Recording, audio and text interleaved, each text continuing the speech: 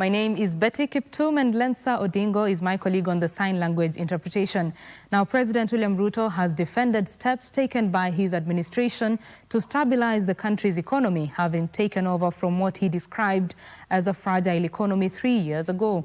The head of state said despite numerous challenges, the government has made significant progress in addressing insecurity in various parts of the country: agriculture, healthcare, education, and electricity connectivity, among others. Speaking Thursday in Nairobi during the Evangelical Alliance of Kenya 50th Jubilee Celebration Conference, President Ruto spoke of firm faith in the effort put by his administration so far to develop the nation, adding that while many Kenyans initially doubted his government's commitment, tangible results can now be seen. I walk by faith. Many walk by sight. They say, we have not seen. You are lying. We have not seen.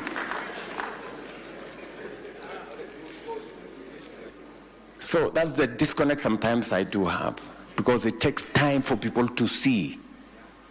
But let me promise you that the commitments we made, by God's grace, those who did not see are beginning to see. You cannot hide the houses anymore.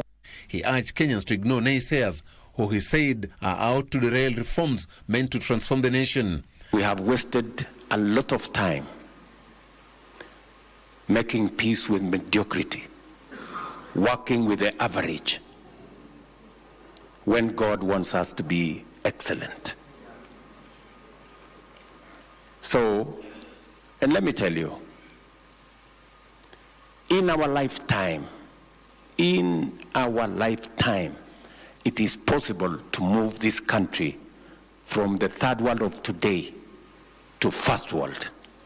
The president spoke of his administration's promise of universal health coverage, which he said is on course, with more than 27 million people having already registered under the new Social Health Authority, despite facing sharp criticism. And I want to tell you that slowly and surely, the missions, the people who run hospitals are coming around. They were complaining SHA is not working.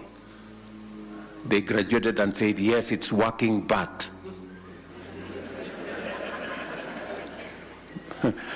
Slowly, we are refining it, and I promise you, by God's grace, it will be possible for each and every citizen of Kenya to be treated and paid for without the burden of selling their properties to be able to meet their medical expenses. He also lauded progress achieved through the implementation of the affordable housing program. Do you know how much contracts we have signed in the housing program? Contracts worth 600 billion, using our own money. Joseph Wahungu for Prime Edition.